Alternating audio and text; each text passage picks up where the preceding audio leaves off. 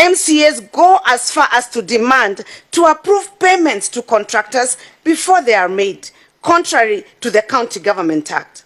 Failure to keep the MCA's wheels sufficiently oiled can earn you an impeachment.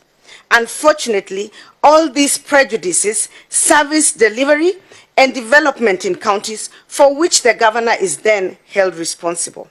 That is our unspoken reality. Unless the Senate deals with this problem with the seriousness that it deserves, not only will anyone worth their name avoid seeking county leadership, devolution will not meet the intentions for which it was established. Honorable Senators, I wish to make one final point on the need to retain the integrity of the county assemblies. In the last 7 years, the Senate has invested significant resources in ensuring that the profile of county assemblies is raised so that they can represent the image of effective government at the grassroots for Kenyans. This is extremely important because the county assembly is the closest representation of Wanjiko in the lowest level of governing. It has been the desire of the Senate and those who believe in strong devolved governments to erase the history of councillors in the old local governments who were engaged in fisticuffs and other such unfortunate methods of handling council business and resolving disputes. It was therefore an embarrassment for us to watch my county assembly members sleeping in the assembly for a night prior to the impeachment proceeding and roughing up fellow members just for raising a point of order. This sort of conduct brings county assemblies and indeed the entire devolution system to disrepute and must be discouraged. While we have differences of opinion with MCAs, Kirinyaga has never been the subject of any actions that would require people to sleep in the county assembly and convert sittings to violent confrontations. Finally, honorable senators, I ask that you look into these matters dispassionately with an eye solely on evidence. I do not ask that you take my position as truth.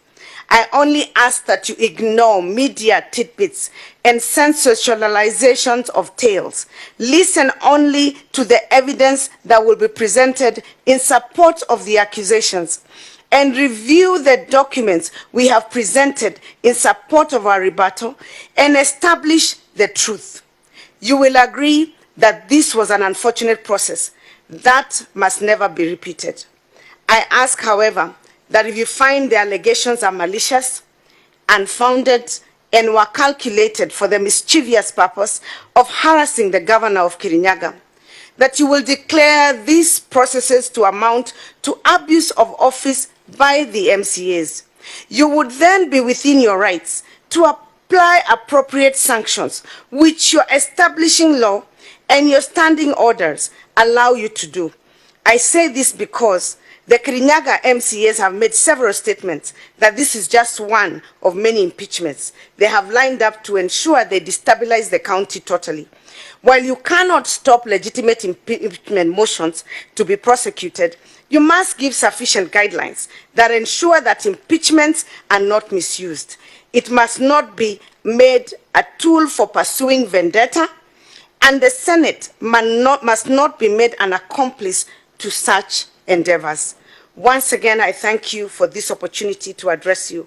I believe that truth will prevail, and as is stated in our national anthem, may justice be our shield and defender. I thank you, honorable senators. Thank you. Just before the council comes in, on a light note, Honorable Waiguru, I have heard you speak strongly about the members of the county assembly. It's high time you note that the chairman of these committee is a former member of county assembly. I'm aware, Chairman. Thank you.